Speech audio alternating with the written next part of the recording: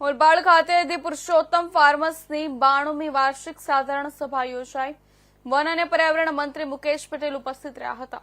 મંત્રી મુકેશ પટેલે મંડળીઓમાં વહીવટ મામલે ટકોર કરીને સહકારી મંડળીઓમાં ચોખ્ખો અને પારદર્શી વહીવટ થવો જોઈએ, જ્યારે સહકારી મંડળીઓમાં ડિરેક્ટર કે ચેરમેનના લાભ ખાતર ક્યારે પણ ખેડૂતોનું હિત જોખમાય એ ચલાવી લેવાશે નહીં।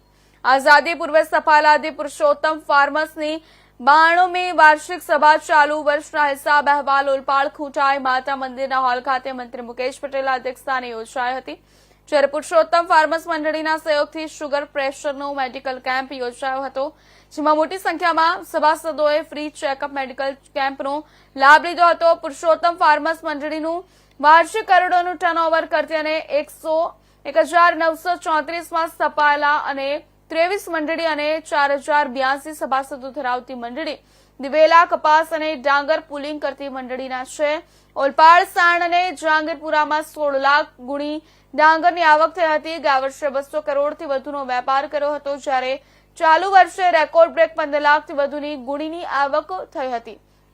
આવનારા દિવસોમાં 400થી વધુનો ભાવ ખેડૂતોને મળે એ દિશાના પ્રયાસો પુરુષોત્તમ ફાર્મર્સ મંડળી દ્વારા કરવામાં આવશે। સભામાં એજન્ડા મુજબના 10 કામો સર્વાનુમતે મંજૂર કર્યા હતા અને આવનારા દિવસોમાં ખેડૂત સભાસદોના હિત માટે સતત કાર્યશીલ આ કોર્ટર મંડળી રહેશે। ઓલપાડ તાલુકા સહકારિતાનું કાશી મનાવવામાં આવે છે। તાલુકાના મોટા ભાગે ખેડૂતો સહકારી મંડળી પર નપતા ખેડૂતો છે। આજે પુરુષોત્તમ ફાર્મર્સની વાર્ષિક સભામાં ઓલપાડના ધારાસભ્ય અને મંત્રી મુકેશ પટેલ ખાસ ઉપસ્થિત રહી ફરી એકવાર સહકારી મંડળીઓમાં વહીવટ મામલે ટકોર કરી અને સહકારી મંડળીઓમાં ચોખ્ખો અને પારદર્શી વહીવટ થવો જોઈએ, જ્યારે સહકારી મંડળીઓમાં ડિરેક્ટર કે ચેરમેનના લાભ ખાતર ક્યારે પણ ખેડૂતોનું હિત જોખમાય એ ચલાવી લેવાશે નહીં।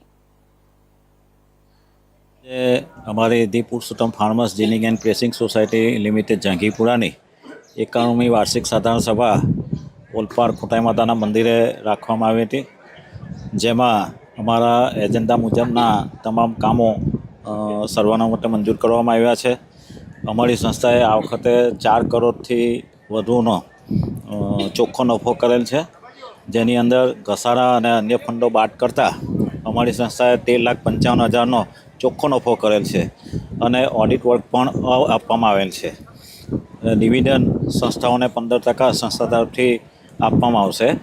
આ પ્રસંગે ઓલપાડ વિધાનસભાના લોકપ્રિય ધારાસભ્ય અને ગુજરાત સરકારના માન્ય મંત્રી શ્રી મુકેશભાઈ પટેલ પણ હાજર રહ્યા હતા અને સભાસદોને જે ખેતીવાડી બાબતે જંતુનાશક દવા, ખાતર, બિયારણ અને પાણીનો કરકસર ઉપયોગ કરવા અને પાકની પેટર્ન બદલવા માટે પણ એમણે ભલામણ કરી છે અને જેનો લાભ ખેડૂત સભાસદોએ ખૂબ મોટી સંખ્યામાં લીધો છે।